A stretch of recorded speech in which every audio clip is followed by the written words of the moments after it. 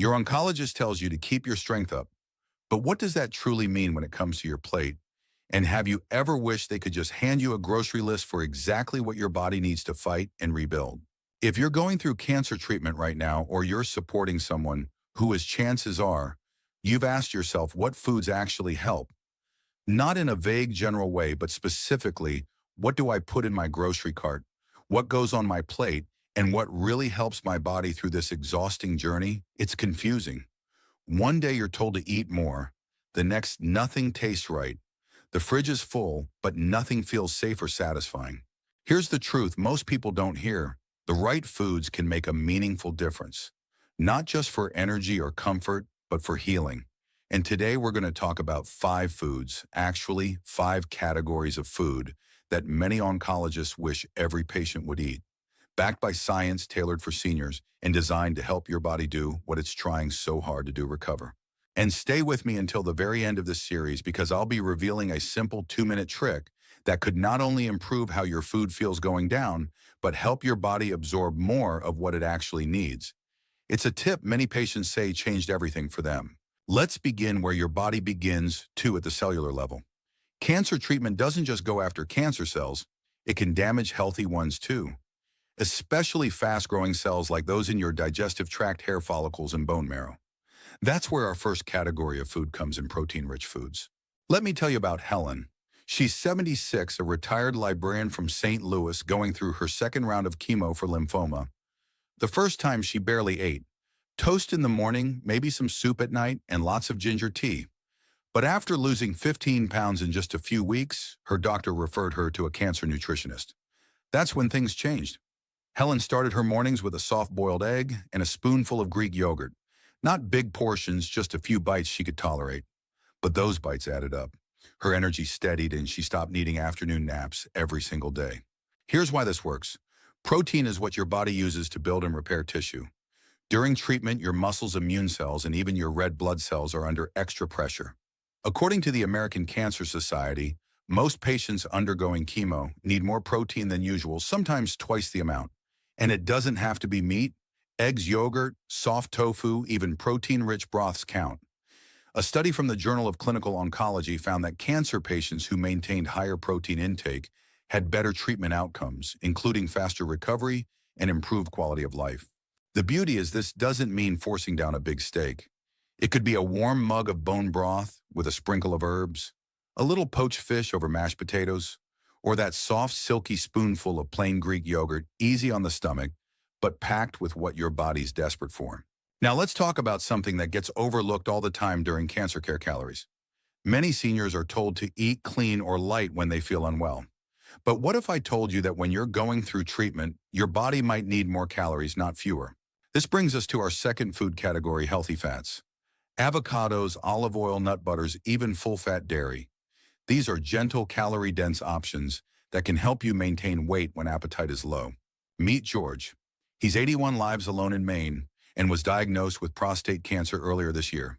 His appetite disappeared after starting radiation therapy. He told his daughter food just feels like cardboard. But then, under the guidance of his care team, George began adding a drizzle of olive oil to his soups and soft vegetables. He spread almond butter on saltine crackers. A spoonful of mashed avocado here, a bit of cream stirred into his morning oats there. In just 3 weeks, he stopped losing weight and started feeling stronger. The science supports this. A 2020 study in nutrition and cancer found that patients who included more monounsaturated fats like those in avocados and olive oil were less likely to experience severe weight loss during treatment. Why? Because fats are energy rich. 1 tablespoon of olive oil has about 120 calories with no bulk. That means even when you can only eat a little, you're still getting something valuable in. And here's the best part. Fats can also help with the absorption of key nutrients like vitamins A, D, E, and K. These vitamins play vital roles in immune support, bone health, and inflammation control, all of which are especially important when your body's under stress. So if your appetite is low, try this: drizzle olive oil on cooked veggies. Add half an avocado to a smoothie, or stir a spoonful of peanut butter into warm oatmeal. You're not just eating more, you're eating smarter. Of course, even the healthiest food in the world won't help if you can't keep it down. That's why in the next section, we'll talk about foods that hydrate and soothe your system like a gentle balm for your stomach lining. But before we go there, I want to pause and ask, is this starting to make sense for you?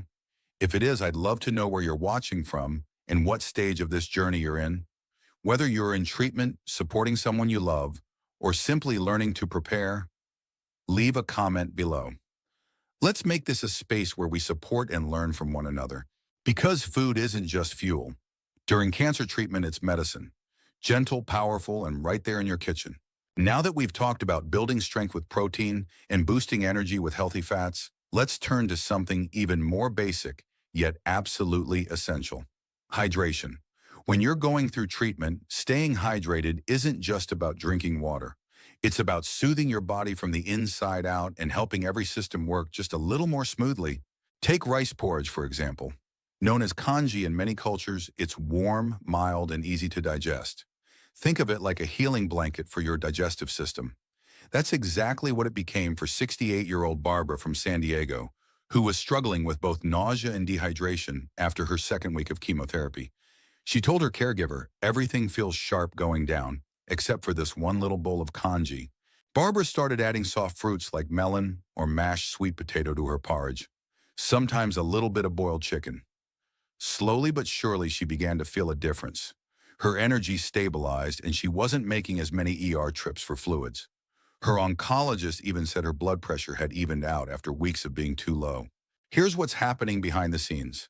Treatments like chemotherapy and radiation can dehydrate you fast, not just through nausea and vomiting, but also through diarrhea and simply not feeling thirsty.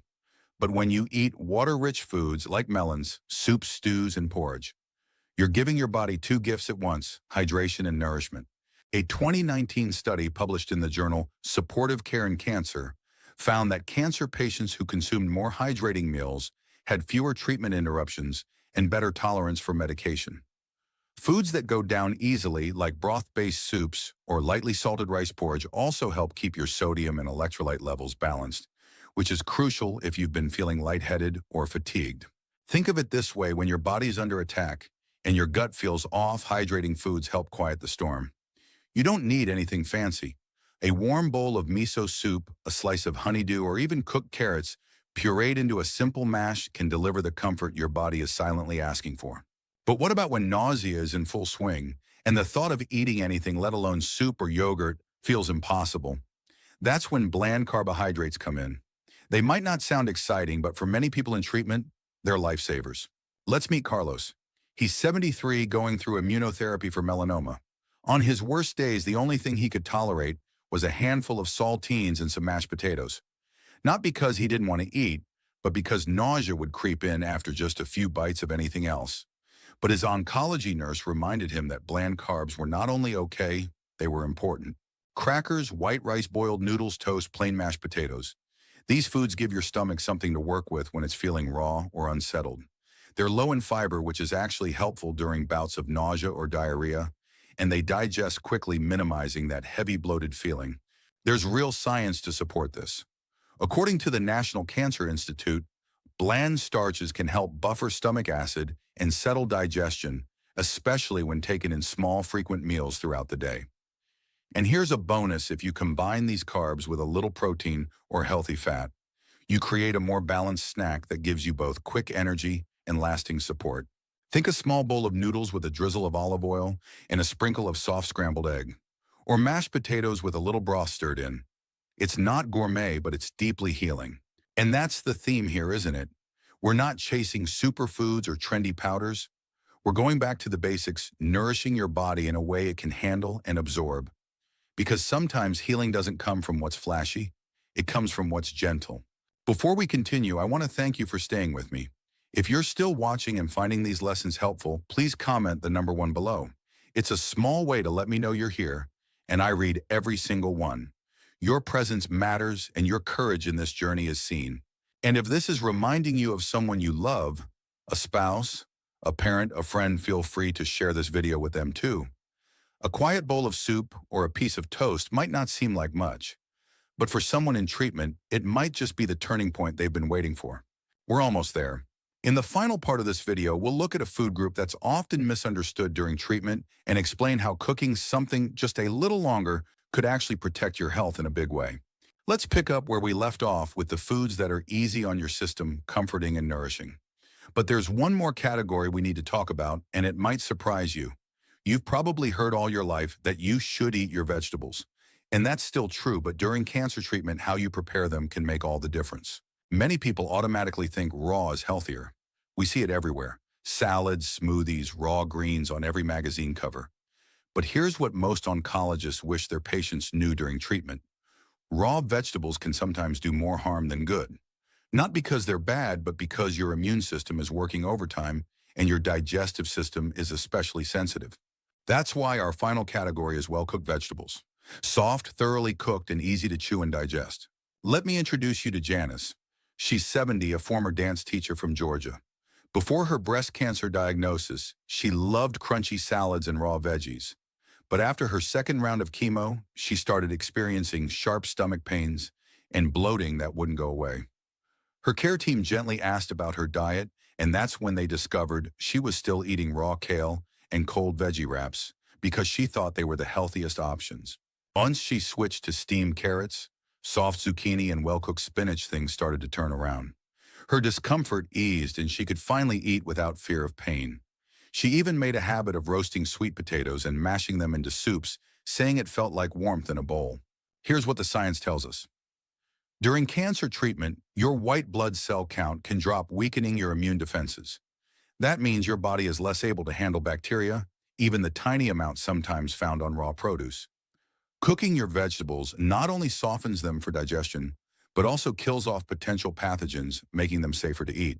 A review in the journal Cancer Treatment and Nutrition emphasized that thoroughly cooking vegetables reduces microbial risk and makes nutrients like beta-carotene and lycopene more bioavailable. In plain English, your body can actually absorb more of the good stuff when your veggies are cooked. So think of gentle preparation. Steam roasted, boiled, or even slow cooked in stews and soups. Soft textures that don't irritate your mouth or gut, especially if you're experiencing mouth sores or sensitivity, common side effects of chemo and radiation.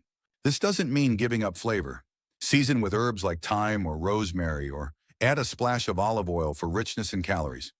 A warm dish of cooked carrots with a touch of cinnamon or a bowl of creamy pumpkin soup can feel comforting and deeply nourishing.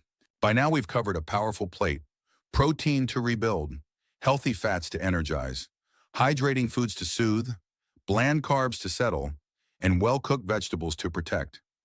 This isn't just about food, it's about reclaiming strength, one gentle, thoughtful bite at a time. And remember that 2-minute trick I mentioned earlier, the one that could help your body actually absorb more of what you eat. It's this: take a few deep breaths before you start your meal. It sounds too simple, I know. But studies from Harvard's Benson Henry Institute for Mind-Body Medicine show that engaging your parasympathetic nervous system, your body's rest and digest mode, can dramatically improve digestion and nutrient absorption.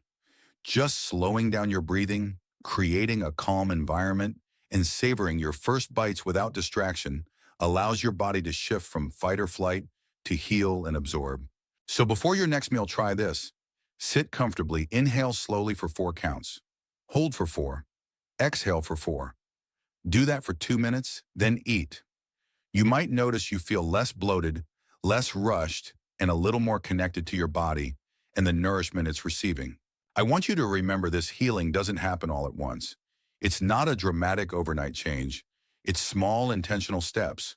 A little protein in the morning, a spoonful of warm soup in the afternoon, a few cooked carrots at dinner. That's where strength builds, quietly, steadily.